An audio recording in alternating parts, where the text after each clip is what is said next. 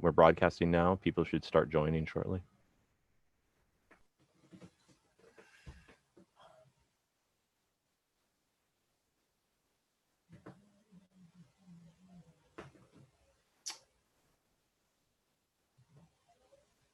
Okay, good morning. I'll now call this meeting of the California Water Commission to order.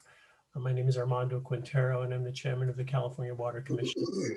As a result of the COVID-19 emergency and the governor's executive orders, the California Water Commission is conducting the meeting online to protect public health by avoiding public gatherings and by practicing social distancing. At the same time, the commission remains committed to operating in an open and transparent manner, and members of the public members of the public may observe the meeting via the webcast, and to comment on a particular agenda item, you can utilize the phone number and the meeting ID on the screen. Please mute your phone upon call in and until prompted by the commission for your comment. The public can also provide verbal comments by visiting the web page shown on the screen and following the instructions on the public participation guide posted on the July meeting page. We will be using the raise hand feature on Zoom. At the beginning of each agenda item, please raise your hand to let us know that you would like to speak. If you're using a computer or tablet, there is a raise hand button. If you are calling on a telephone, please press #2.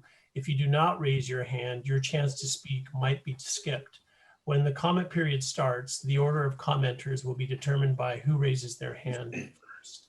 We will call on each commenter by name when it is their turn to speak. And for those calling in, we will identify you by the last 3 digits of your phone number. We will not show a list of commenters, though we will announce the next 3 or 4 in the queue, so you will know who is coming next. Please note, you will not appear on video when you are commenting. I'd like to remind everyone, commenters, commission members, and presenters, to please state your name for the record before you speak. There is a normal 3-minute time limit for commenters. You will see a timer on the screen. And for those commenting by phone, we'll let you know when there are 30 seconds left and when your time is up. Your input is important, and the time you are taking to participate is very much, I'll call you in a minute. very much appreciated. Thank you for your patience as we all adjust to these new platforms and processes. And also, I just would like to extend all best to each of you, your colleagues, and your families, and do hope that you all remain in good health and in good spirits. And thanks for joining us today. The Commission's Executive Secretary, Kimberly Mouillat, will now call the roll. Oh, you're muted. You're muted, Kimberly. I got kicked off my screen. Commissioner Alvarado. Present, but my video, my camera isn't working, so apologies for that. Commissioner Baker.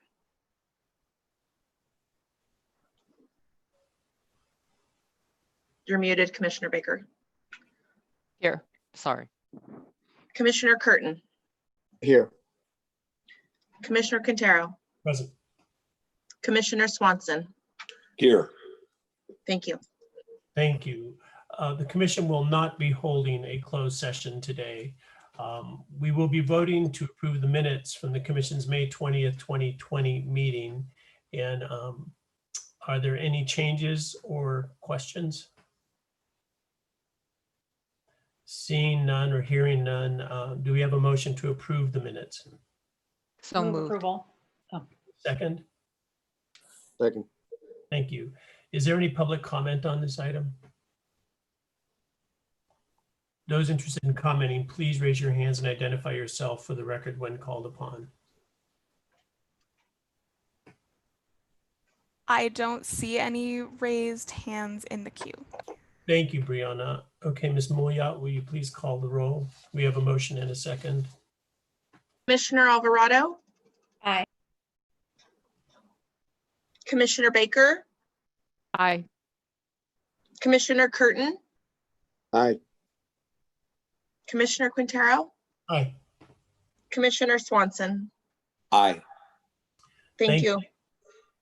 Executive Officer Young will make his report on any matters since the previous commission meeting. Good morning. Morning, commissioners. Nice to see all of you. I've got several items to report on this morning. To begin, I just wanted to point out to folks joining the meeting and the commissioners that our AV, our audio visual, is slightly different today. We are in the midst of changing our vendors, and so we are currently using internal resources. So folks from the resources agency are helping us with our broadcast today, and that's why people are viewing us on YouTube instead of the other link, which was a CalSpan link. So I just wanted to point out those fine differences. Thanks to James and Justin for helping us out this morning. I'd like to move on to a piece of information that the staff is out on the website. Paul, if you could put that up, that would be appreciated. Staff has assembled a 4-page informational sheet, and it is entitled Ecosystem Benefits and How a Pulse Flow Works. We've gathered information just from applications. We wanted to remind folks of the public benefits that we're receiving through these projects should they come to fruition. We chose to highlight the ecosystem improvement benefits because every project must produce ecosystem improvements. And so the informational sheet just lists the projects, lists what they have put in their applications as providing in terms of ecosystem benefit. Projects certainly are in the process of now trying to make sure that they can really produce those benefits. So that's what applicants are doing right now. The other piece of information in this flyer is how a pulse flow works.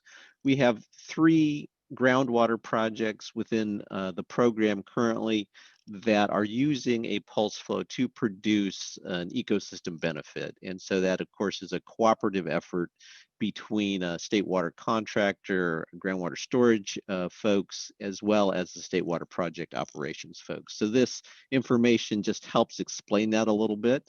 It's not intuitive when we talk about pulse flows. So as you hear about the pulse flows and the ecosystem benefits that stem from those, you'll have an idea of what we're talking about. Thanks, Paul. I also, that flyer is on our website. It's on the Water Storage Investment Program page under the Program Overview tab, so public has access to that. I did want to cover a little bit about where we are today in terms of budget ramifications and looking into the future. Just so commissioners know, staff are on paid leave programs, so 2 days per month.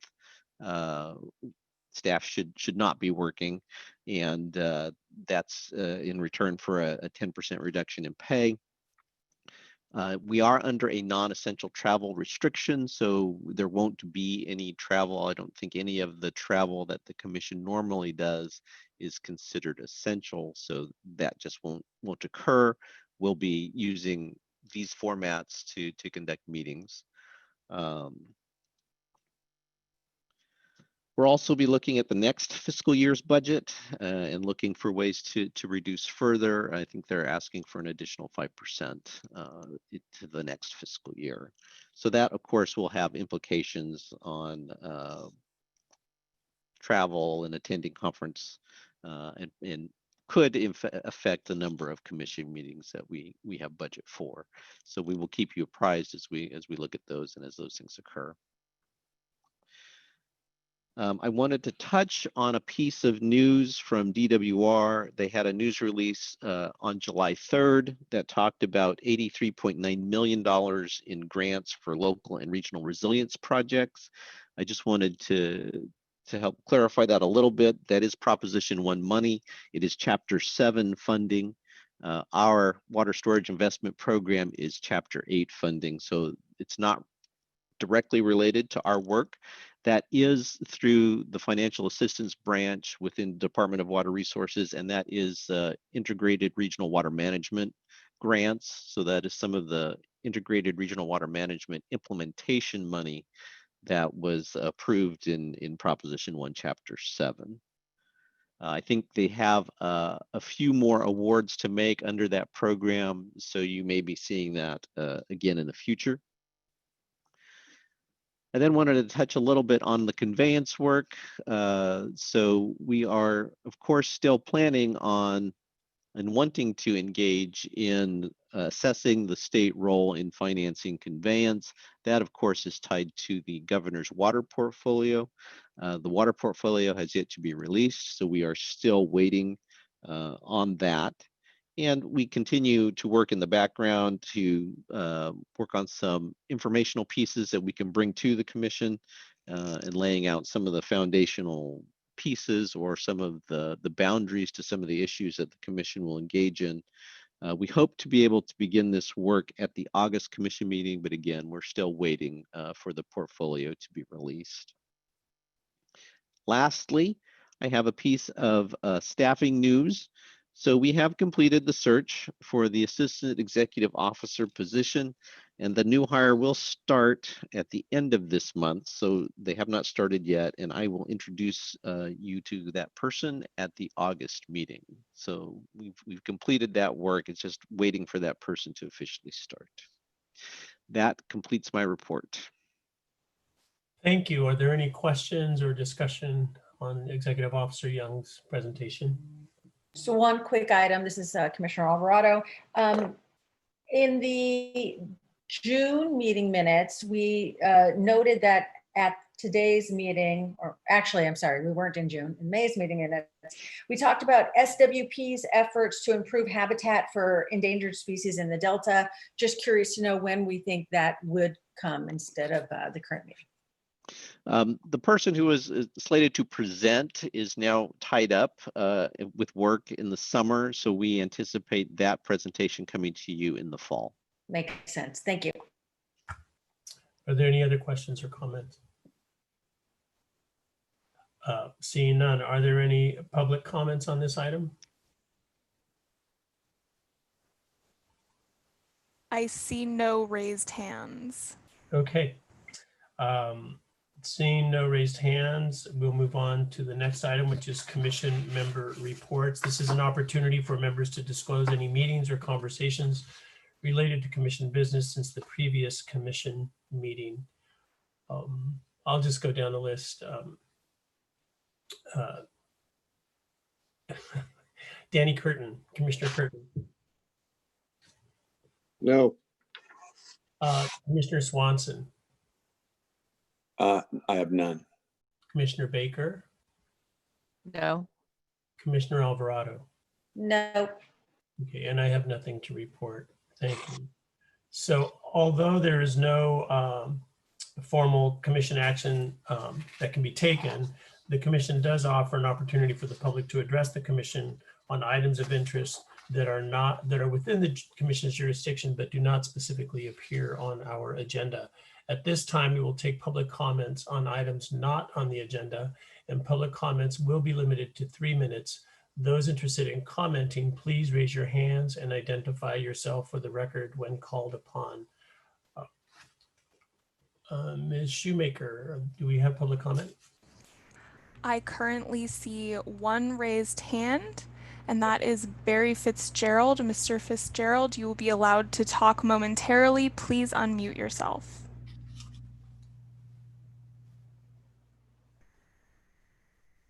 Okay, you can talk now. Hi, can you hear me okay? Yes. Yes. Okay, my comment is on water catchment, rainwater catchment. I live in the Santa Cruz Mountains.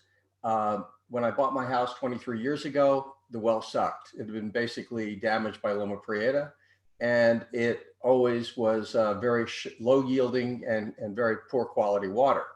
So we started doing rainwater catchment from the roof, and that system gradually grew because I have 2 sets of roofs, and I'm able to collect 2,000 gallons of water per inch. Now, if you're familiar with the Santa Cruz Mountains, our drought years run in the 32 to 35 inch range of rainfall, and significantly more during normal years.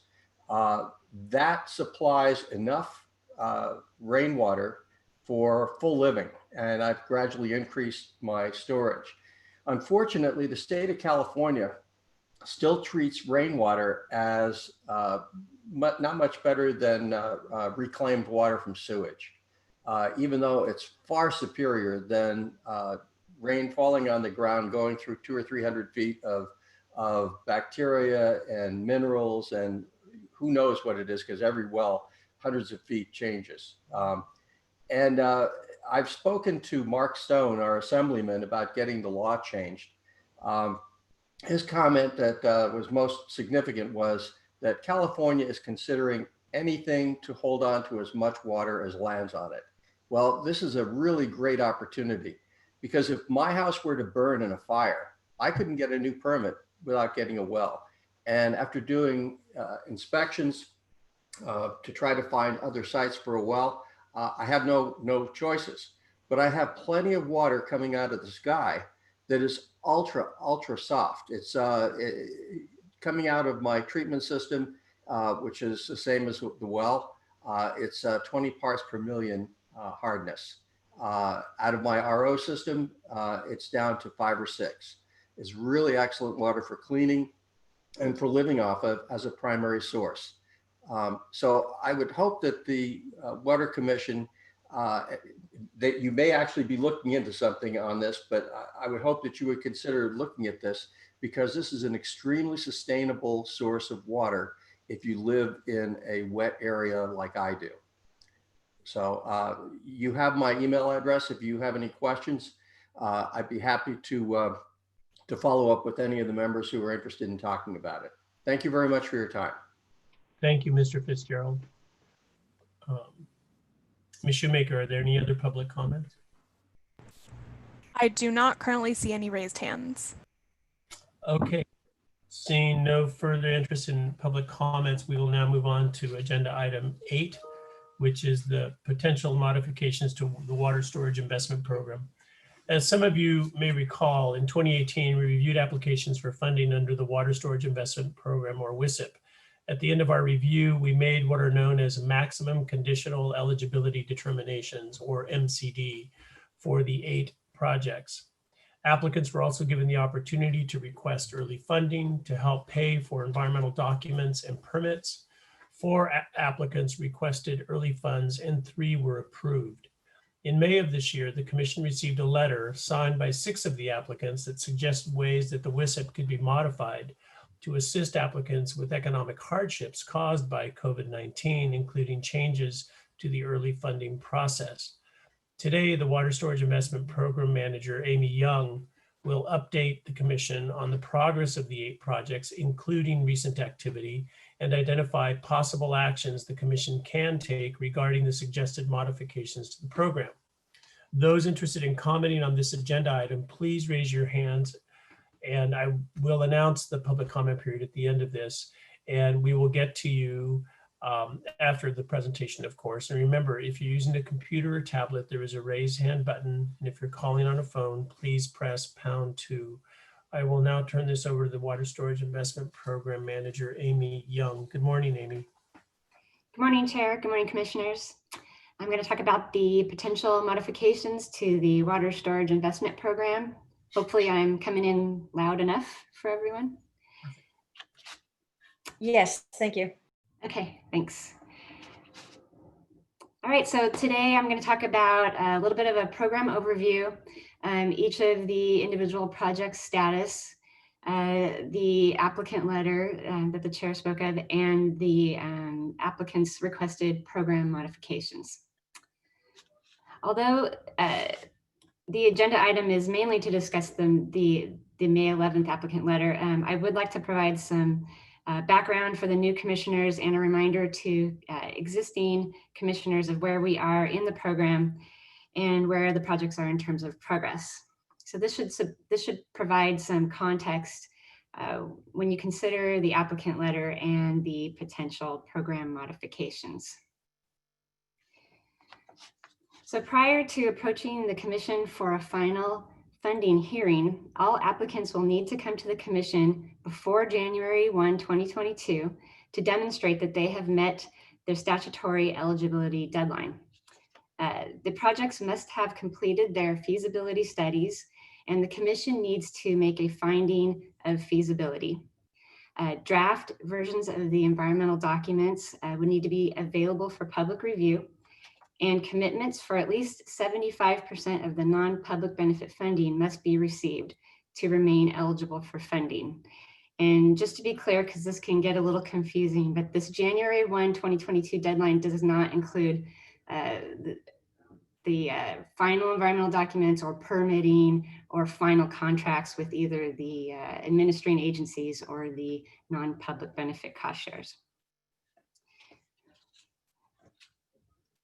So applicants should be targeting no later than fall of 2021 in working with commission staff to, as they compile their feasibility documents, and they should refine their schedules to make sure that they can appear in a commission meeting no later than no later than December 2021 in order to meet this January 1, 2022 deadline. So basically, we need to have the completed feasibilities ahead of time so that the commission can eventually make a finding of feasibility by January 1, 2022. Okay, next. And so in 2018, the commission made the maximum conditional eligibility determinations for 8 projects. That allowed the projects to begin work towards 2 endpoints: the final award, and as I was just talking about, the January 1, 2022 eligibility deadline. In order for each of the 8 projects to return to the commission for the final funding hearing, each project needs to have completed their final environmental documents. They need to have obtained the required permits, and they need to have entered into non-public benefit cost share contracts with the beneficiaries and contracts with the administering agencies for the public benefits. And just as a reminder, the Department of Fish and Wildlife is the administrator of the ecosystem benefits. The State Water Board would be administering the water quality benefits, and Department of Water Resources is administering the recreation, emergency response, and flood benefits. Next slide. So this is a schedule, an overall schedule for all 8 of the projects. Right now, all of the projects are in the planning stage, meaning that they are developing their environmental documentation and are in the early stages of design. This program, as we said before, is very long-term. The schedule is based on information received in the quarterly reports that we received from the applicants. We update the schedules as the schedules, if they change through the quarterly reports, and we post those on the commission website.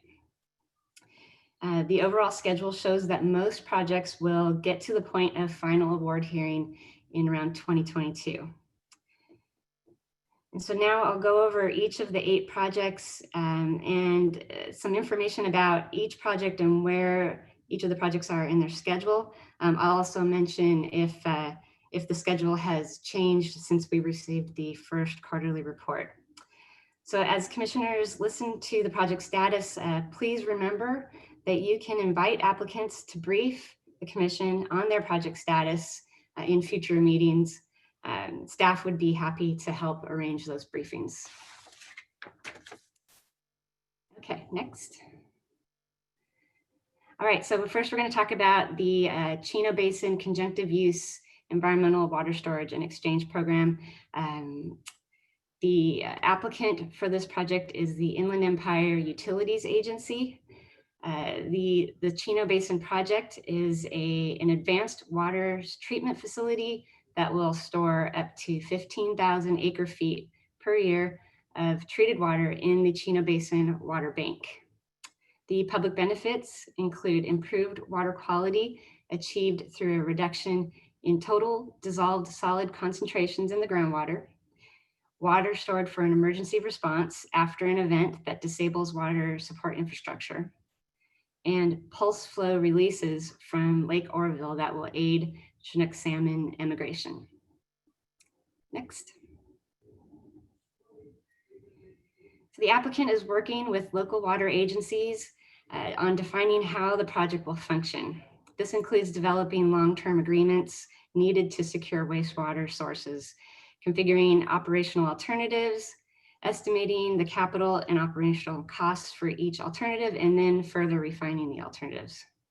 An economic analysis is also underway to evaluate the costs and benefits of the alternatives. These planning efforts will support development of local agency agreements that then inform the environmental process, monitoring, and development of operational plans. The applicant is also meeting with state agencies to work through the water exchange process that will result in the pulse flows in the Feather River. The program has a projected completion date of December 2025, with full operations commencing in 2026, and is not only on schedule to meet the January 1, 2022 eligibility requirements, but the applicant's goal is to have their final award hearing in late 2021. The schedule hasn't changed a whole lot since receiving the first quarterly report. So next we're going to talk about the Kern-Fan groundwater storage project. The applicant is the Irvine Ranch Water District, as well as the Rosedale Rio Bravo Water Storage District.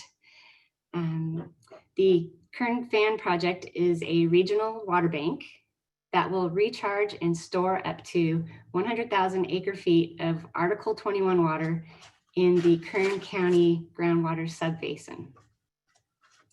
Public benefits include stored water that can be used as an emergency response to an extreme drought, a local supply outage, or after an event that disables water support infrastructure.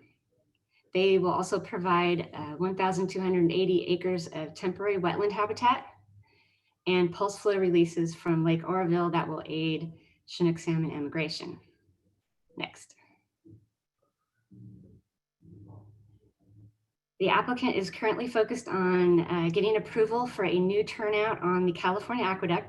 The turnout on the aqueduct is very important. Without it, there would be no way to convey the Article 21 water to the water bank. The applicants are also actively working on the exchange water that ultimately provides the ecosystem pulse flows. This involves meeting with DWR, State Water Project Operations, and the water contractor. The applicant and DWR have developed principles documents for the turnout and the exchange water and have a plan to move through the process. They are working to identify the optimal recharge lands for the project and drafting a design report that will includes enhanced details for alternative and preferred canal alignments for the project. The applicants have been forming a new JPA, which will be the Groundwater Banking Joint Powers Authority. And that process should be finishing up pretty soon after Water Commission staff receives the required documentation. We will be able to change the applicant name through our program. Construction is scheduled to begin in spring of 2023 and will be completed in the fall of 2025 with operations commencing immediately after. They're on track to meet their the 2021 or January 2022 eligibility deadline and shouldn't have any problems with the 75% non-public benefit cost share commitments, since Rosedale and Irvine Ranch are both funding the project or that cost share. Overall, there have been some shifts to the schedule, most likely because it took some time to make progress on the aqueduct turnout. But overall, the construction date has only moved out about 6 months from when it was estimated in the first quarterly report. So next up is the Los Vaqueros Reservoir Expansion Project. The applicant is Contra Costa Water District.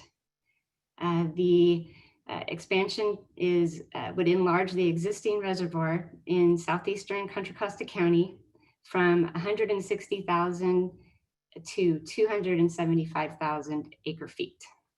Public benefits would include water that would be made available for Delta outages and drought emergencies, enhanced recreational facilities that include a new marina complex, a pier, concessions, an amphitheater, trails, and remodeled interpretive center.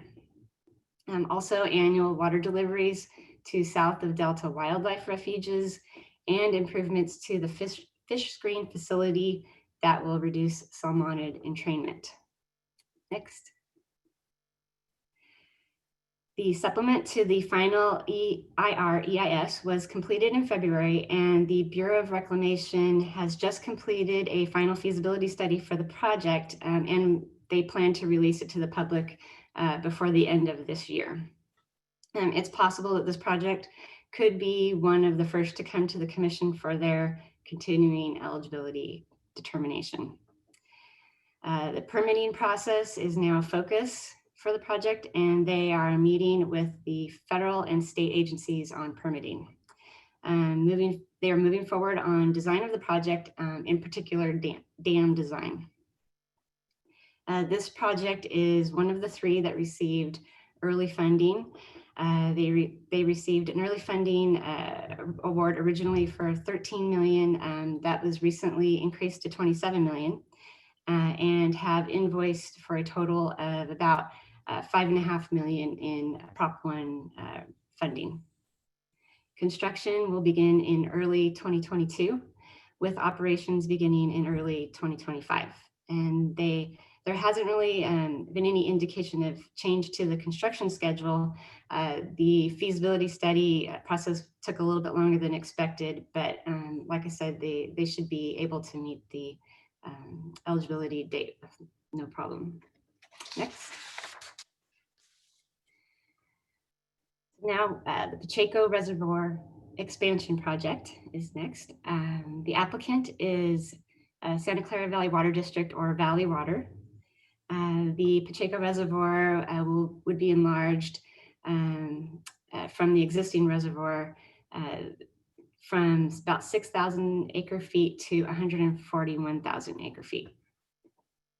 Public benefits include water available in response to a drought emergency, earthquake disruption or delta disruption, year-round releases to improve steelhead habitat, and deliveries to south of Delta wildlife refuges. Next. The applicant is currently focused on developing draft planning phase deliverables.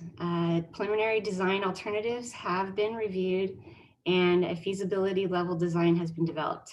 Geotechnical and environmental investigations continue to collect and provide information for project planning and environmental documents. The project was identified recently as an alternative in the San Luis Reservoir Low Point Improvement Project draft feasibility report that was prepared by the Bureau of Reclamation, which could lead to federal opportunities for the project.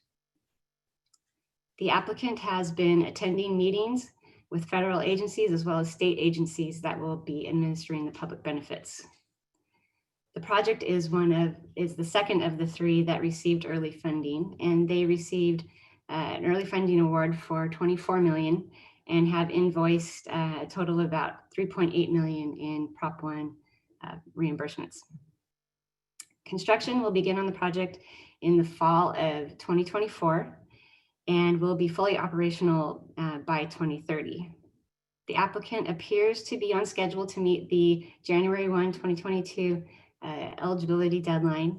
This project has stayed pretty consistent with their original schedule. The draft environmental document is still scheduled to be completed just before the January 1, 2022 date. And the feasibility study is actually going to be completed a little bit earlier than originally expected. Next. All right, next is the Sites Reservoir Project. The applicant is the Sites Project Authority. The Sites Reservoir Project would construct a new 1.3 million acre foot off-stream storage reservoir in the Sacramento Valley east of Maxwell. Public benefits would include incidental storage to capture and store flood flows from surrounding creeks and streams, a 235 acre recreation area to include campsites, picnic sites, boat ramps, equestrian trails, and an overlook, and deliveries of water to the Sacramento National Wildlife Refuge Complex, Mendota Pool, and Tulare Basin, and flows into the Yolo bypass that would benefit Delta Smelt. Next. The applicant is currently focused on advancing the project in the areas of the reservoir's operations, environmental, permitting, and agency coordination, and engineering, as well as continuing to develop the systems, processes, and procedures to manage the project. Work is progressing to secure additional funding from the 21 participating local agencies and is expected to be done by the third quarter of 2020. Studies are nearing completion to define what is being called a right-sized project, which proposes a smaller reservoir size than was originally proposed in the application. The reservoir size was about 1.81 million acre feet, and this new right-sized reservoir would be about 1.3 million acre feet. The applicant claims that this new size of reservoir is more cost-effective and permittable, while still providing the same level of overall benefits. So by modifying the size of this project, the schedule, of course, has also been modified. Staff has received a new schedule and will be updating the commission site with the new dates. The applicant hopes to begin construction in early 2022 and complete it in late 2029. The applicant appears to be on schedule to meet the January 1, 2022 eligibility date. Although with the change in the project, they are showing a little bit of a tighter schedule than they had before. A revised CEQA document would be released in July 2021 with a final CEQA document in March of 2022. Originally, the final CEQA document was to be completed in December of 2020. The feasibility studies have also been pushed out to July 2021, when originally they were scheduled for December 2020. So even with these changes, the project is still on schedule to start full operations by 2030. And this is another of the 3 projects that received early funding. They received an early funding award for $40 million and have invoiced a total of almost $9 million in Prop 1 funds. Next. So we have the South Sacramento County Agriculture and Habitat Lands Recycled Water, Groundwater Storage, and Conjunctive Use Program, which from this point going forward will be known as the Harvest Water Program. The applicant is the Sacramento Regional County Sanitation District, or Regional SAN. And the Harvest Water Program will store and manage groundwater used to irrigate up to 16,000 acres of agricultural and habitat lands in Sacramento County near the Cosumnes River and Stone Lakes National Wildlife Refuge. Public benefits include water quality, improved water quality due to a reduction in discharge into the Sacramento River that will reduce salt load and improve electrical conductivity downstream. Increased flows for fall run Chinook salmon, and improvements to wetland, riparian, vernal pool, and greater sandhill crane habitats. Next. The applicant is funding the non-public benefit cost share for the project and has prepared a completed feasibility study. The program CEQA consultant continues to the development of the supporting documentation for the CEQA documents or in analyses. CEQA documents are anticipated to be completed between now and June of 2021. And once the draft documents are completed, the applicant would then be able to approach the commission for their 2022 eligibility requirements. The applicant is continuing to develop and execute a landowner outreach plan for the recycled water customers and eco-plan partnerships. And they are actively seeking and accepting letters of intent for use of the recycled water. As of March, letters of intent had been received for 30% of the parcels, representing 50% of the recycled water demand goal. Work continues on the development of the draft ecological plan in support of the public benefit targets, including identifying targeted parcels for eco-plan partnerships and potential land use agreement tools. Parcels have been identified in terms of ability to support crane habitat, vernal pool complexes, and wetlands and riparian forests. The applicant has been in talks with the State Water Board and Fish and Wildlife to coordinate the public benefit contracts. Construction is expected to begin in early 2022 and be completed in early 2024, with operations commencing just after that. When compared to the schedule originally submitted in the first quarterly report, overall the project schedule and the beginning of operations has moved out only about 4 months. Okay, so next up, we have the Temperance Flat Reservoir Project. The applicant is the Temperance Flat Reservoir Authority. The reservoir project would be a new reservoir formed by constructing a dam within the footprint of Millerton Lake, providing an additional 1.26 million acre feet of water storage capacity. Public benefits include stored water available for declared emergencies, such as an earthquake-induced or delta disruption, additional storage that would reduce flood damage to the San Joaquin River downstream bypass channels and adjacent lands, and deliveries of water to wildlife refuges in critical years. Next. The applicant continues to work to pursue the participation of potential investors in the Temperance Flat Reservoir Project, but there is a lot of uncertainty surrounding groundwater pumping in the San Joaquin Valley. And because of that, the applicant has requested the Bureau of Reclamation place the feasibility study in deferral status.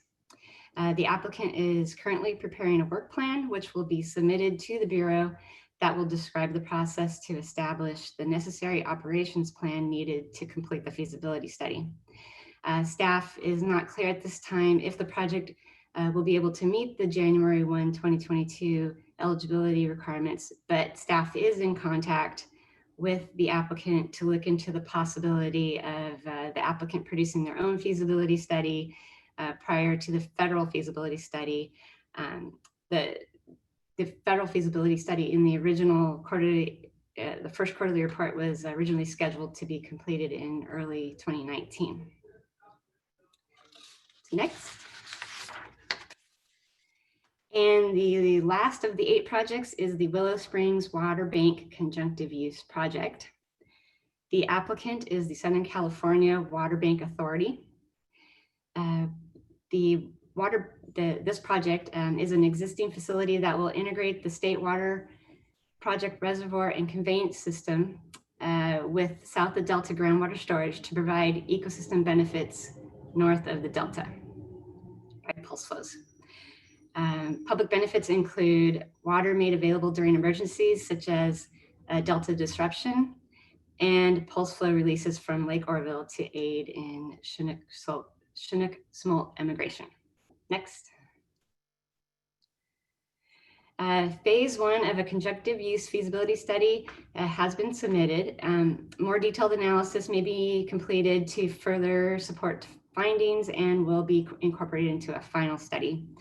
Environmental documentation has been submitted for the project site, but additional CEQA for the exchange water may be necessary, and that's the case for all of the projects that have pulse flows. The applicant is in the process of securing a state water contractor. Having a state water contractor is vital to performing a pulse flow that in turn produces the ecosystem benefit. The project schedule shows that the applicant should be able to meet the eligibility deadline. However, having a state water contractor on board is necessary in order to enter into the agreements with DWR and the DWR state water project operations needed to perform the pulse flow. Okay, next. So now we're on to the applicant letter. So in May, the commission received a letter signed by 6 of the applicants that outlined ways the program could be modified to assist during economic hardships caused by COVID-19. The items in the letter can be separated into 3 categories of suggested changes.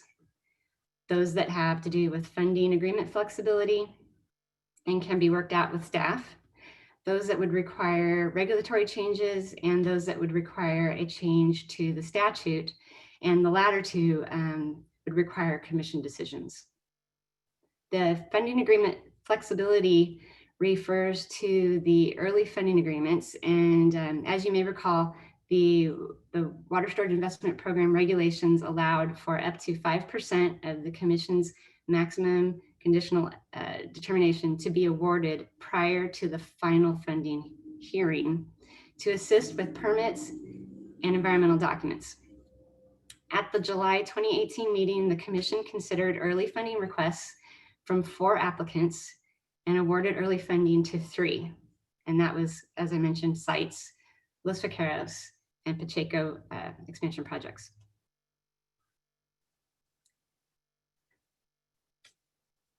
So there is some flexibility as to what commission staff can do regarding early funding agreements, and this does not require a commission action. The current funding agreements allow for the release of withheld funds or retention upon completion of milestones or completion of deliverables. And basically, if a project is showing progress and is submitting reporting regularly and just showing progress, we can release retention. Should the funding recipient need to move funds between tasks, staff can amend the funding agreements and modify the scope and budget so long as the changes are consistent with the statutory requirements of the early funding agreements. By statute, early funding can only be used for activities related to completing environmental documentation and permitting. The funding agreements also allow for more frequent invoicing, which is one way to provide funds quickly. This wasn't mentioned in the letter, but it is worth mentioning as it provides the funding recipient a way to get funds a little bit faster. Typically, applicants invoice on a quarterly basis, but they can go as often as monthly. Another request in the letter was to temporarily adjust the cost share ratios. The water code and the program regulations require a 50% cost share for most project types. Staff can, on a case-by-case basis, work with the funding recipients to manage cost share at the contract level instead of at the individual invoice level. This would result in a temporary lessening of the applicant cost share on invoices, but this would need to be done in a way that guarantees the overall agreement cost share is achieved by the end of the agreement. Okay, next. So again, it is normal course of business to work with the funding recipients on these types of issues and on a case-by-case basis. Whenever making modifications to a funding agreement, justifications for the modifications is necessary, and staff will only make changes that are consistent with laws such as bond laws and the water code. So next we'll go over some of the suggestions in the letter that would require commission discussion and direction to staff.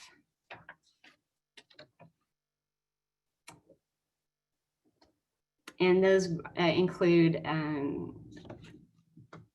projects that did not request early funding and the application being given the opportunity to request funding now, increasing the funding cap to 10% of the maximum conditional eligibility determination, and extending the reimbursement window back from August 2017 all the way to November 2014.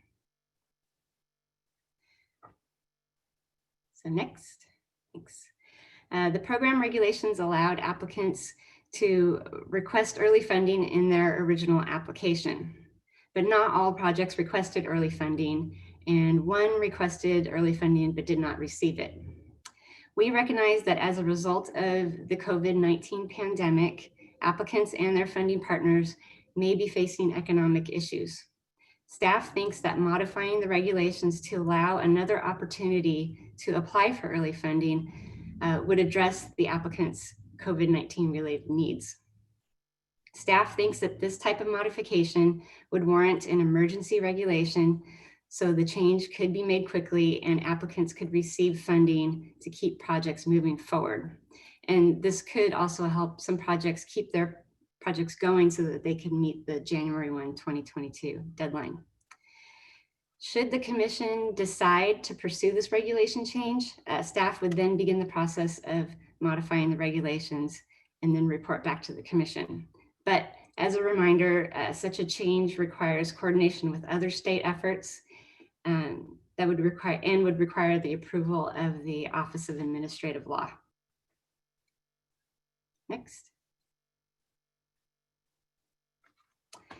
Should the regulations be changed, early funding would not be automatic. Applicants would need to submit a request for early funding that would include a proposed schedule, budget, scope of work, as well as information about why the funding is critical to the project viability in absence of funding, and how the project will proceed once early funding is expended. The commission would then decide to make an early funding award or not, and determine the size, and if so, determine the size of the award up to the allowable cap. The applicant would then work with staff to put together a funding agreement. And again, this change to the regulations only creates the opportunity to request funds and doesn't guarantee funding for any project. Next. The letter also requested an increase in the early funding cap from 5 to 10%. During the development of the regulations, the commission discussed whether to place the early funding cap at 5 or 10%. The commission at that time felt that funding from the program should go to construction costs as much as possible instead of planning activities, and ultimately made the decision to cap early funding at 5%. Increasing the cap wouldn't help the projects in the short term, as the early funding is limited to activities related to environmental documentation and permitting. Some projects may not even be able to expend a full 10% on these items. Also, the regs require that most projects provide a 50% cost share, so it is not clear if there are sufficient environmental and permitting costs to have an impact on financing. In addition, the 3 early funding projects that we do have not spent 5% of their and so far. And so increasing that cap wouldn't really help in the short term. And I'll talk about the recommendation in the next item. So next. The letter also requests allowing the reimbursement and cost share to go back to the passage of the bond instead of the application date. The commission discussed how far back early funding reimbursements and cost share should be allowed when they were developing the regulations. The commission felt that early funding should be for activities moving forward, and ultimately decided that early funding could only pay for costs incurred since the date of the application, which was August 14, 2017. Staff believes that moving the date back wouldn't necessarily help the projects move towards the January 1, 2022 deadline.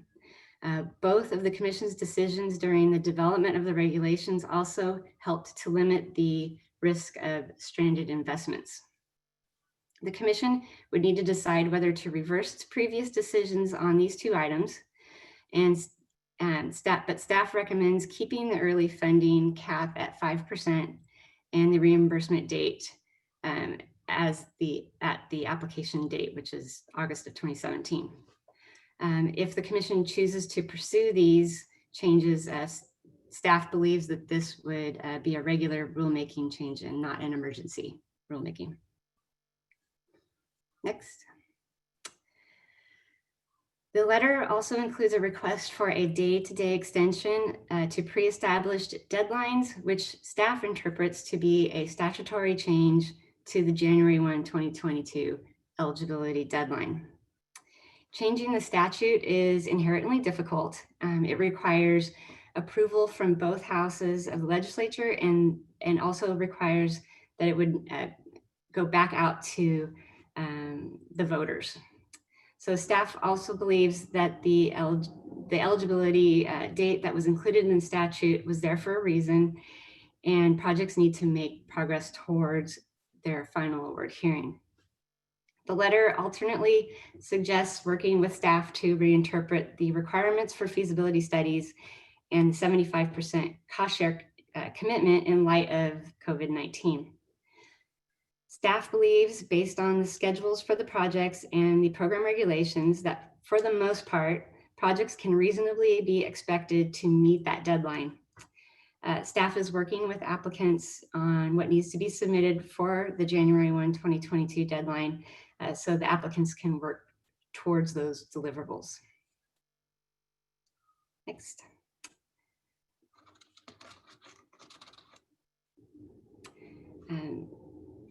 So if the commission decides to implement any of these changes, staff would begin the change process, but can't guarantee an outcome. There are additional processes that staff would need to work through before changes could be made, and staff would need to coordinate with other state entities and would report back to the commission should staff need to change course. Next. So this table shows the possible commission decisions. First, whether to direct staff to modify the regulations to allow applicants that did not receive early funding to apply for the early funding. If the commission decides not to, there would be no change to the regulations.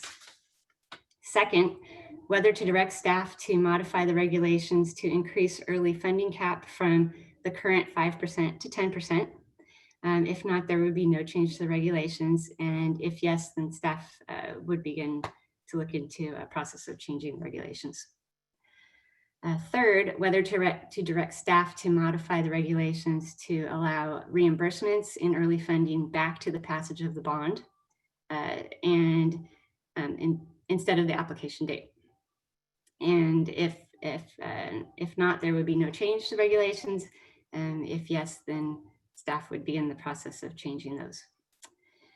If the commission decides to move forward with any of the regulation changes, it must also decide on a regulatory mechanism to do so. Although COVID-19 is an established emergency, that does not necessarily mean that the regulation changes meet the standard for an emergency regulation. Impacts that jeopardize a project's viability are more likely to meet the standard for an emergency regulation. Staff believes that changes that result in additional funding to existing agreements would likely not meet that standard for an emergency regulation, since none of the current early funding recipients are close to exceeding their contract amount. An emergency regulation can be put in place within 2 weeks after the commission approves the rulemaking, assuming the Office of Administrative Law agrees that it is an emergency. Regular rulemaking takes about 9 months. Staff recommends pursuing the use of emergency regulations only for providing an additional early funding opportunity, as the effectiveness of that regulation change is lost if we were to go through a standard regulation timeline.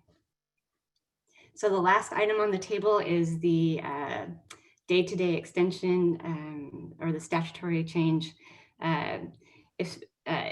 If commission directs staff, staff could look into this statutory change and would then report back to the commission. And with that, I can take any questions if you have any. Thank you very much, Ms. Young. That was an excellent presentation. You know what, when we're ready, I think that last slide, number 33, would be good to have that up on the screen while we're talking about these, just because it's a checklist and we can track with each other and the public can track with us. So are there any commissioner questions or comments? In fact, we might put it up right now so that we can look at that checklist. Slide number 33, the last one. Yes, that one. Are there any comments or questions from any fellow commission members? Yes. Commissioner Alvarado here. Great presentation, Amy. Thank you. Very thorough. One question on the new early funding opportunities. And again, I apologize to everyone that my video is not working. You recommend or staff recommends moving forward with the emergency regulations process rather than the standard process because it would be faster. If this is not deemed to qualify under emergency regulations, would we or can we go concurrently through both processes simultaneously? Can we? I think the question is, can we move through trying for an emergency reg and a regular reg at the same time? That's right. The question? That's right. Just in case we get a denial on the emergency reg. That's a good question for our council. Thank you. Go ahead, Holly. Commissioner Alvarado, what we would likely do is the only real way to do it effectively is to try the emergency regulation. If we did not succeed on the emergency regulation, we could easily turn around and very quickly start a regular rulemaking. Because much of the information is similar. The trouble that comes in is that you have a 45-day comment period that's required under a regular rulemaking, so it just slows everything down. The emergency rulemaking process kind of sets in motion, it puts the regulations in place, but part of the emergency regulation process is you still have to go through the process of adopting those regulations through the regular rulemaking, through a formal rulemaking process. So the short answer is it doesn't really make a lot of sense to try and do both at the same time. The Office of Administrative Law right now is likely inundated with a variety of reg changes and such because of COVID. So there's that issue as well.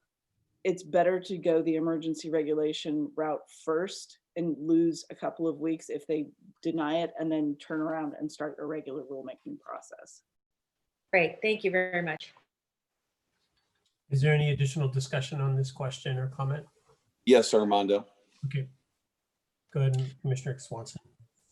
Great. I just wanted to clarify as well on the new early funding opportunity that my understanding is not everyone received early funding. And of those that received early funding, some have so far received less than 5%. Is that correct? So at this point, well, originally 2 out of the 3 received 5%. One, which was the Los Vaqueros project, had actually requested less than 5%.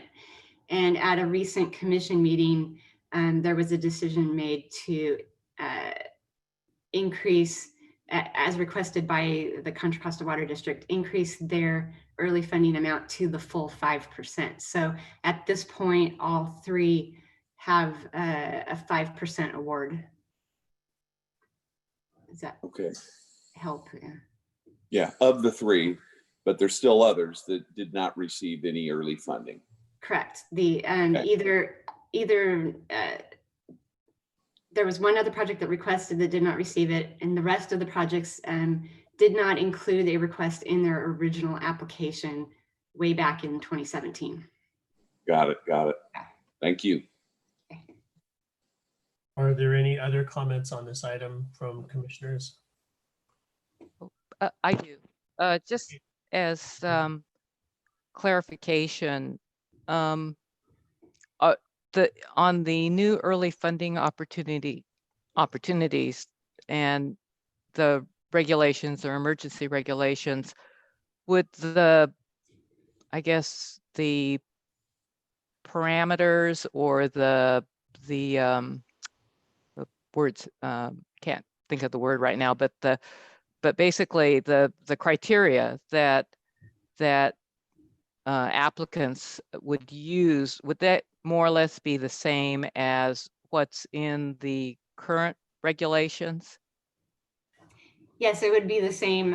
Currently, the regulations require that in order to receive or to request early funding, certain items would have to be submitted. And I mentioned that a little bit earlier, or I touched on it. It's they would have to submit a budget, a scope of work, a schedule, and their reasoning for needing the early funding. And as a package, that would come to the commission, and the applicant would have to present that to the commission before the commission makes a decision. Okay, and then the well, maybe I'll save my question, this other question to later. Thank you. Thank you, Amy. A very good presentation too. Thank you. Okay, and just for Danny, did you have any comments or questions? Not really. I Okay. think we got it. Thank you. Just because of the nature of this meeting, I want to make sure we acknowledge everybody to not skip over you. So thanks. And also, what we're going to do right now is take public comment, and then I'm going to bring up each of the questions around regulatory or statutory change that we can then address. And again, we will go into discussion and potentially public comment, I think. We'll see. So with commissioner comments being done, I'll now open this up to members of the public who may wish to comment on this. Bree, are there members of the public? We currently have 6 members of the public in the queue.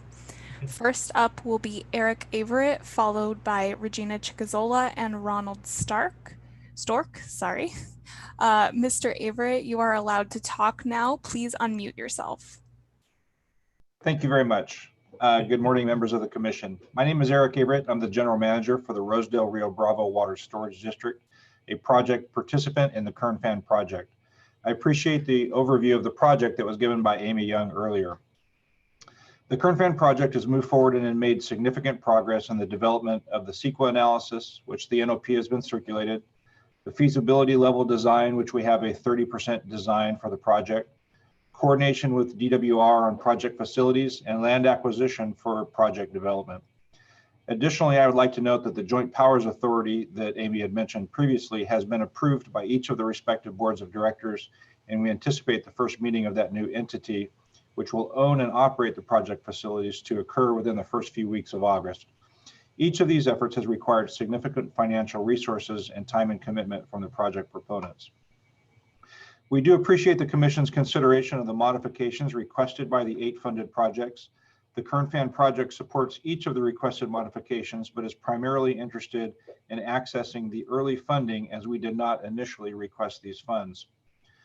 Rosedale collects its assessments, which is a primary source of revenue for the district, through the property tax rolls, and as a result of COVID-19 is projecting revenue shortages in both 2020 as well as 2021. Access to this early funding will help ensure the project momentum is maintained. Again, we appreciate your consideration of this request in these most unusual times. Thank you. Thank you for your comments. Good to hear your voice, by the way. All right, next up we have Regina Chicazola, followed by Ronald Stork, and a caller whose number ends in 1092. Ms. Chicazola, you are allowed to talk. Please unmute yourself. Okay, thank you. And hopefully you can hear me well. The internet is not very good where I live. My name is Regina Chicazola, and I am with the Pacific Coast Federation of Fishermen's Associations and also Save California Salmon. And we would like to express that we agree with staff that that the commission should not approve these changes. As far as the early funding goes, I don't have a position on that right now, except for not changing the cap.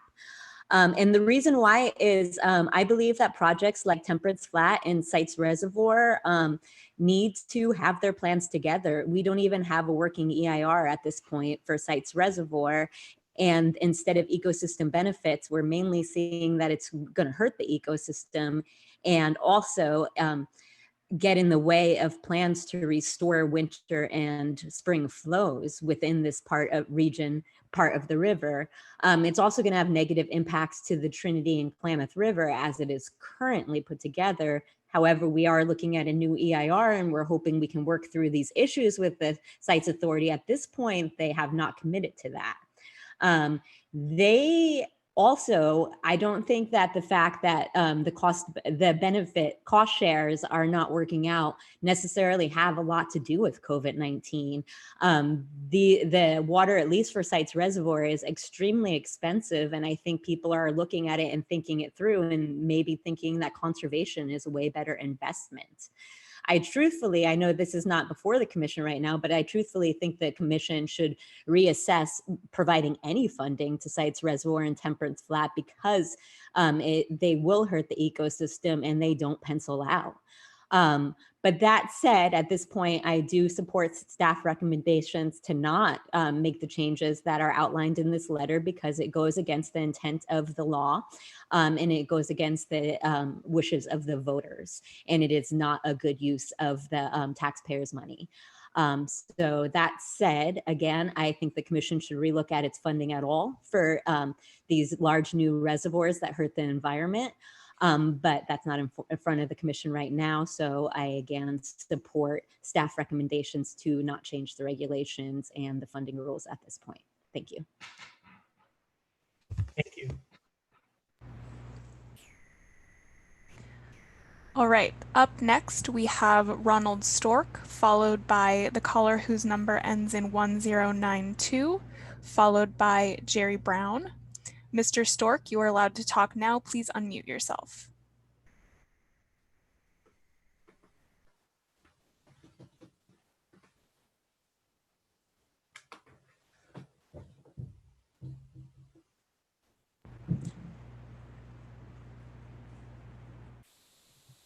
Ron, if you're talking, we cannot hear you.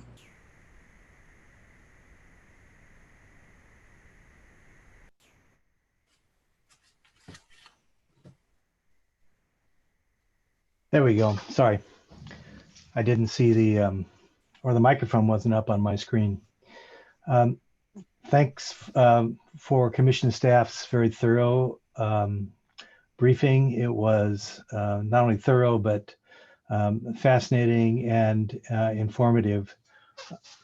I think what struck me the most is that with the exception of one project, which doesn't seem to be in trouble because of any COVID issues, all of the projects report that they will be meeting the deadline for the January 2022 deadline. So it seems to me that this request or these requests are solutions in search of a problem, with the exception of one project, and that's Temperance Flat Dam. But as I said, that's their issues are not COVID related, and it's not at all clear that a second round of feasibility requests would be of any use to them, because at least according to Lois Henry's piece, they've requested a 3 to 5 year deferral of the federal actions, and in other sources suggest that they intend to rely on the federal documents in order to produce their documents. So it seems to me that that the likelihood of them actually meeting the commission's deadline is pretty slim, and so the benefit of giving them a second bite at the apple seems minimal. So we continue to be, we as in, you know, the environmental groups have participated in the Water Commission's water supply investment program regulations. We intend to be following these closely and participating fully in all of the upcoming processes going forward. And finally, I think the commission's, with the exception of the deferral issue, I think the commission's staff's recommendation seems sound and common sense. So thank you very much. And sorry for missing the microphone.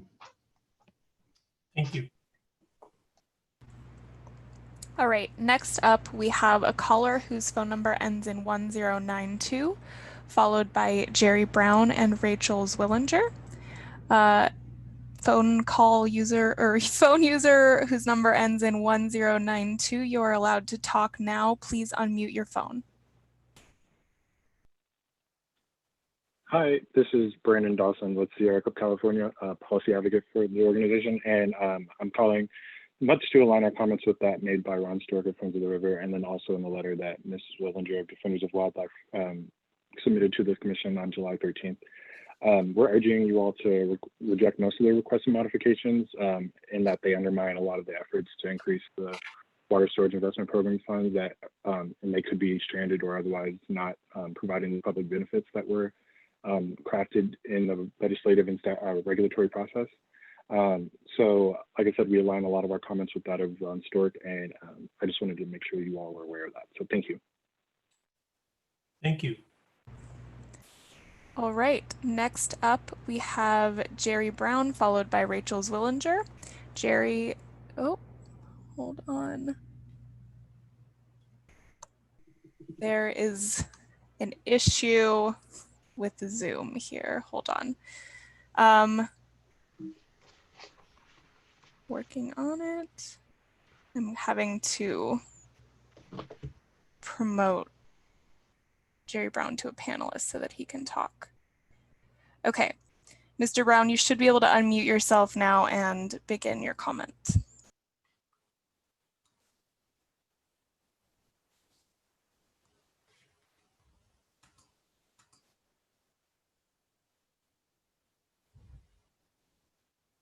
We cannot hear you if you're talking.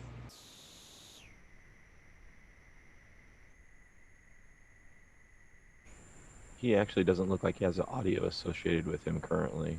Oh, I see that now.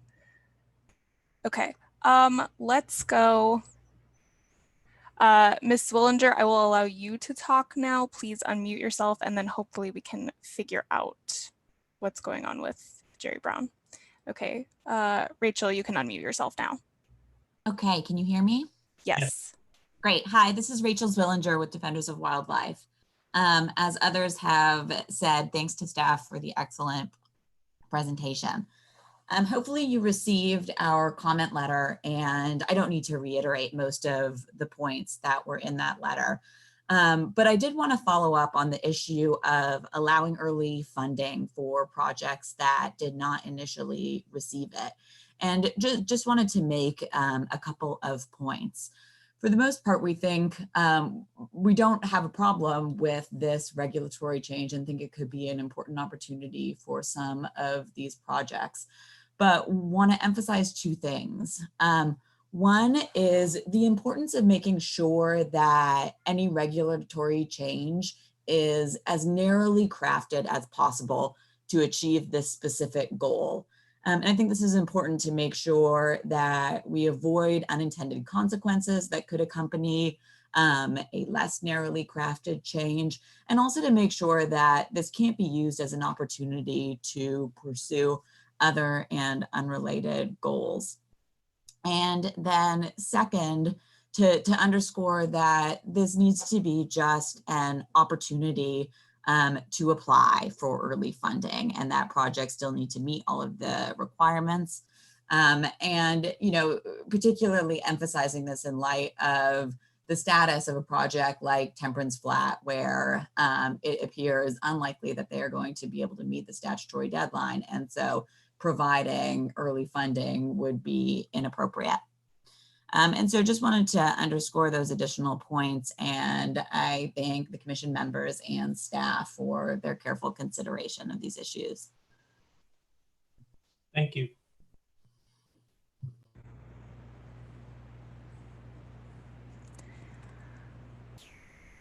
I don't really know what the issue is with Jerry Brown's inability to talk. Jerry, I will allow you to talk again. Let's see if you unmuting yourself will work this time. Okay, hold on. Promoting you to panelist again. Sorry.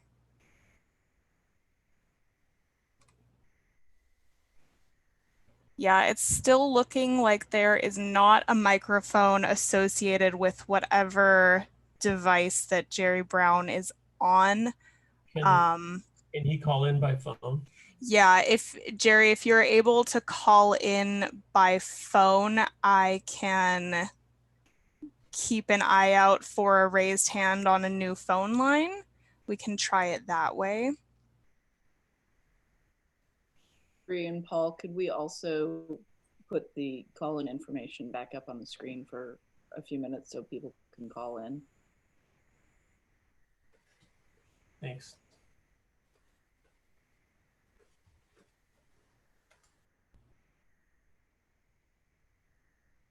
Thank you.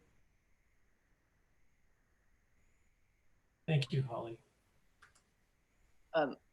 Paul, that probably wasn't quite enough time. So put the call information back up is I think what we're hearing. Yeah.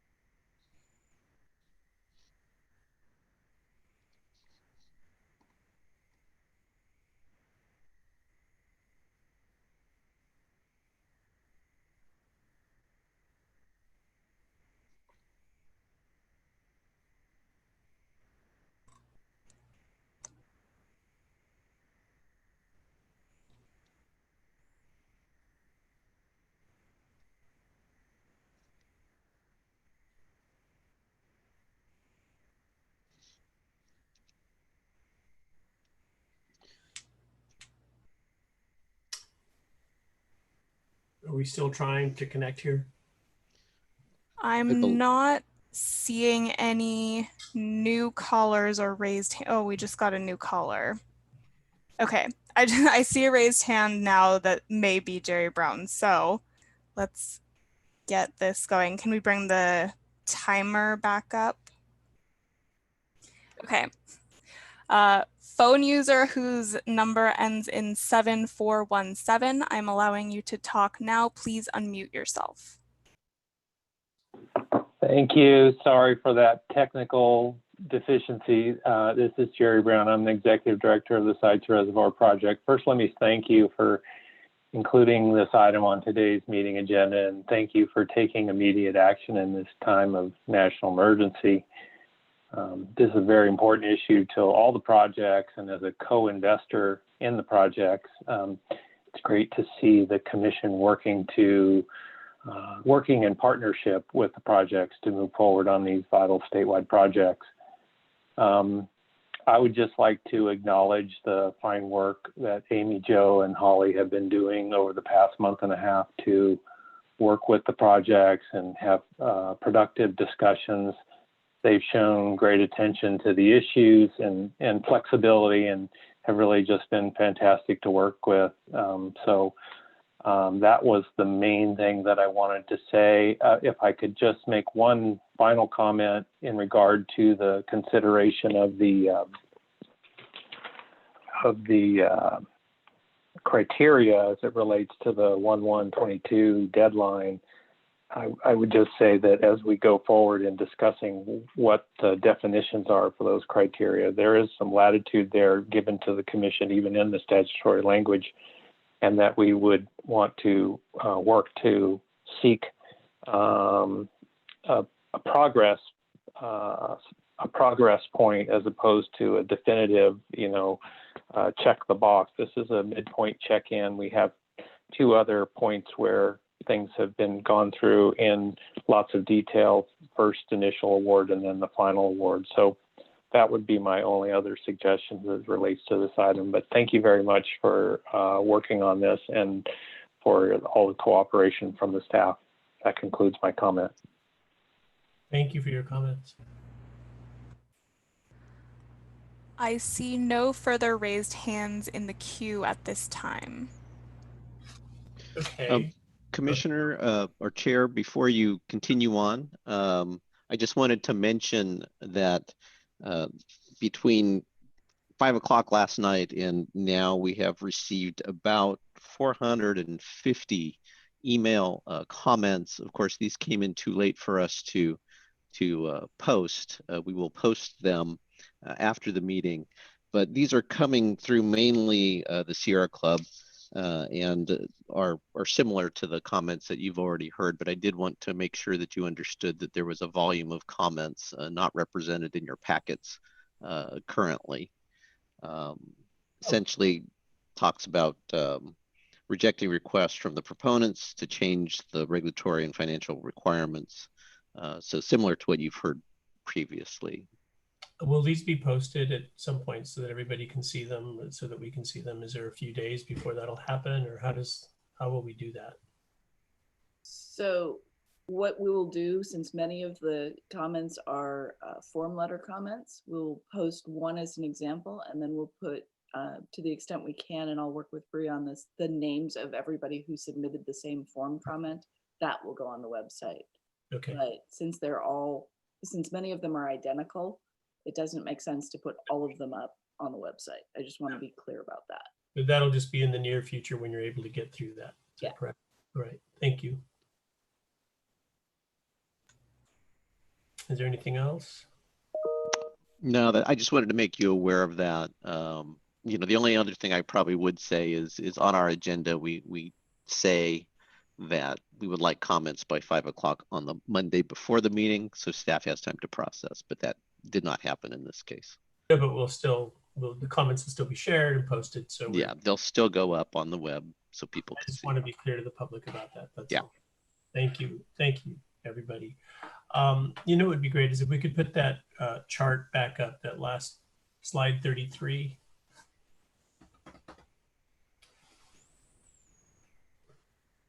Thank you, Paul. Here we go. So staff has presented 3 regulatory changes requested by applicants. And at this time, I'd like to open this up to the commission to discuss each of these regulatory changes. As we go through these, an I vote would direct staff to begin to implement the change, understanding that these changes require coordination and approvals from other agencies, and staff will return at the next meeting to explain the status of the change if we so choose. If the commission votes to implement a change, we will take a second vote to determine whether staff should pursue emergency or regular rulemaking processes. And as a reminder, because we have 5 commissioners and 4 vacancies, for a motion to pass, we'll need all 5 votes in the affirmative for a motion to pass. The first thing that I'd like to bring up for discussion is the new early funding opportunity, where applicants that do not currently have early funding can apply for such funding. Mr. Chairman? Yes. This is Danny Curtin. Are we going to vote on these separately, or are we going to discuss them all at once? I think we should vote on them separately, just so it's clear what we're talking about. That's all I'm asking. That's good. Thank you. Thank you for your point of clarification, Commissioner. That's helpful. So thanks. So we're going with the first one at the top, the new early funding opportunity. And this, again, as was discussed by Amy and others, this is about having applicants who had not requested early funding in the first go round to be able to do that. Go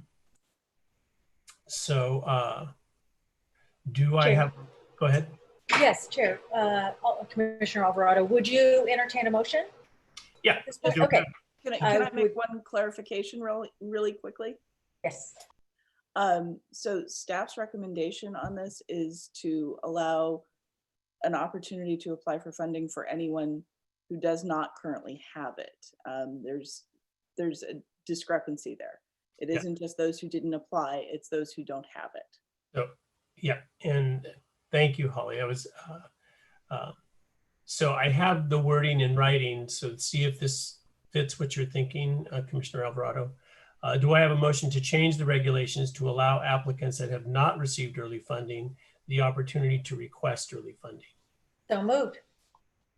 Is there a second? Second. Okay, that was Commissioner Baker that seconded. Yes. Okay, Ms. Mouliot, will you please, is there any discussion? Yes. Okay. Whoops.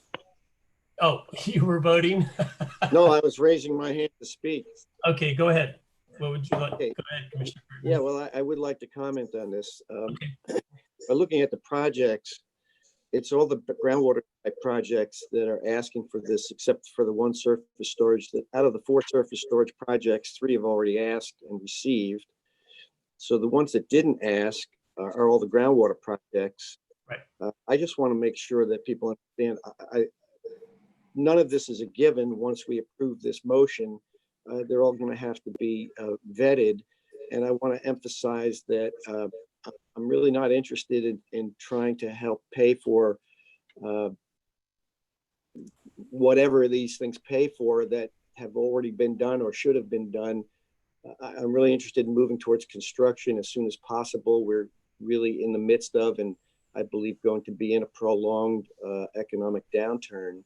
So I want to make sure the staff looks at these requests with an eye to moving projects forward, not keeping them on life support, and however they can figure out how to define that is where I'm coming from. But since they're primarily the surface storage ones, which all, the groundwater storage ones, which all look pretty good in terms of getting to shovel-ready construction, I'm interested in moving forward on this. So obviously I'm an aye vote on this. Thank you.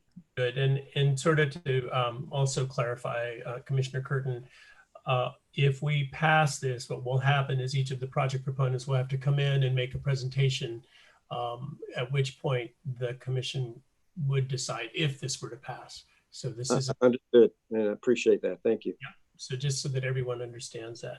So is there any additional discussion? Okay, hearing none. Ms. Mouliot, will you please call roll? We have a motion and a second. Ms. Mouliot, will you please call roll?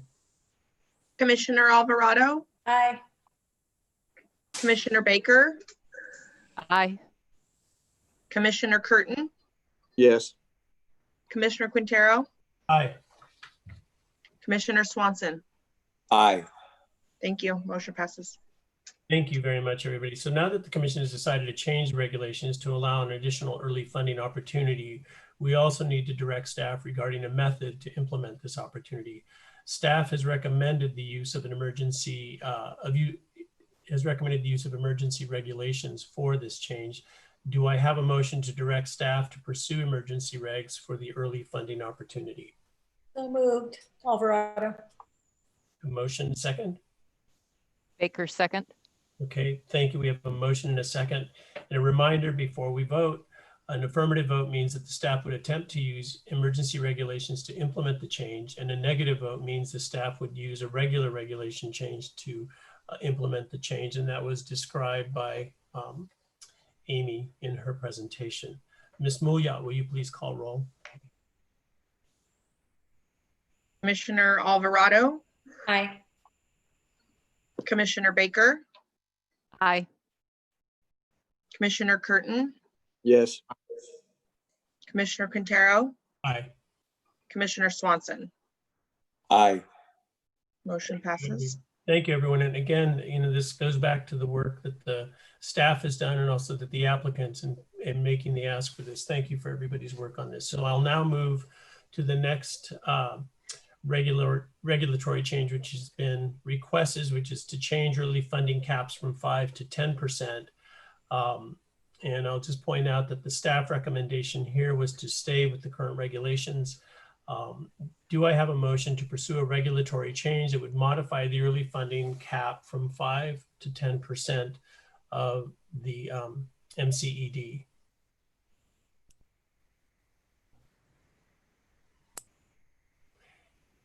If there isn't a motion, this will fall to the floor, and we will not be considering a change here.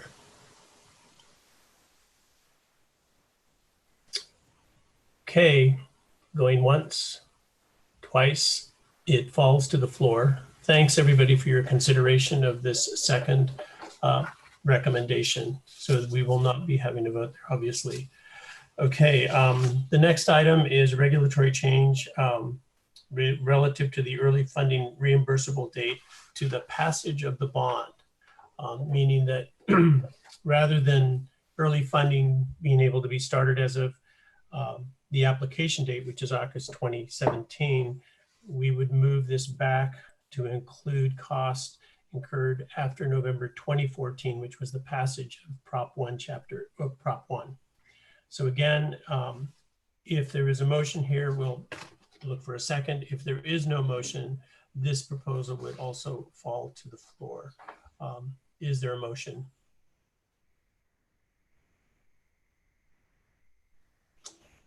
Hearing none, I think we should let this fall to the floor unless there's an objection. Okay, falls to the floor. Thank you.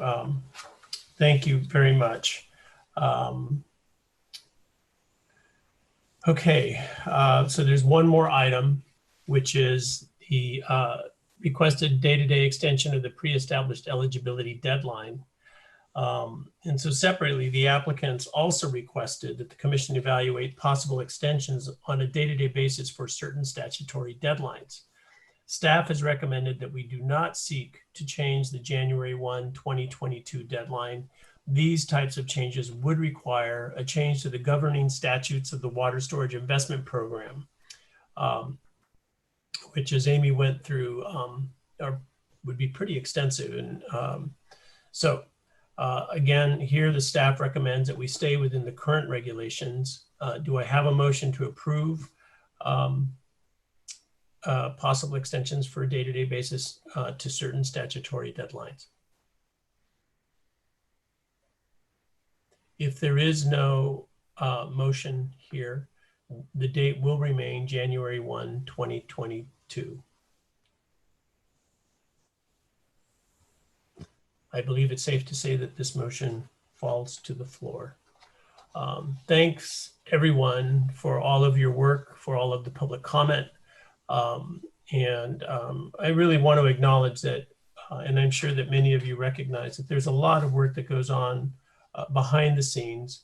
And I also want to point something out that I think is important, and that is when the Water Commission opened the application period for Water Storage Investment Program applicants, there were over 70 staff from 3 agencies that were available to help applicants with their applications, as well as the Water Commission staff. And those individuals, or all of those people, were available for over a year to work with applicants to answer questions and such. And also I want to acknowledge that the way that we came to developing the regulations for Prop 1, Chapter 8, the Water Storage Investment Program, was an extraordinary process of a lot of public involvement, a lot of debate. And so there's been a tremendous amount of thought put behind the decisions that this body, and by body I really mean the public input and everybody, put toward what is now the Water Storage Investment Program. So thanks everybody for all the efforts that bring us to where we are at the moment. So that closes item number 8. And we now move to item 9, which is a consideration of items for the next Water Commission meeting. The next meeting of the Water Commission is currently scheduled for August 19th. On the agenda will be an update on any changes to the Water Storage Investment Program that were voted on, excuse me, today. Representatives from the Hydropower License Planning and Compliance Office will update the Commission on the progress of the State Water Project Southern Power Facilities relicensing efforts. Are there any additions or comments from anyone, staff or commissioners? Just a reminder, Chair, that if we are able, we will bring forward some of the conveyance work as well. Fingers crossed. You know, and good luck to everybody who's working on the water resiliency portfolio that continues to be of critical importance to the state. And as you mentioned earlier on, Joe, that's what we're waiting for, is understanding what gets passed and what we can do to advance that. Are there any public comments on this item? If there's anybody who's interested in commenting, you can raise your hand or identify yourself for the record when you call. We currently have no raised hands. Okay. Thank you, everyone. At this moment, I will accept a motion to adjourn. Motion. Do we have a second? Second. Okay. I think that takes us to a close. Thank you, everybody, for your time and your energy and your thinking on this. You guys are great. Thank you all. Thank you, staff. Thank you. Thank Thank you. Thanks, staff. Great work. Yes. Stay healthy, everybody. Bye-bye. Bye. Hey, nice job, team. Thank you. Thanks to Amy. It's a lot of work. Yeah. Well,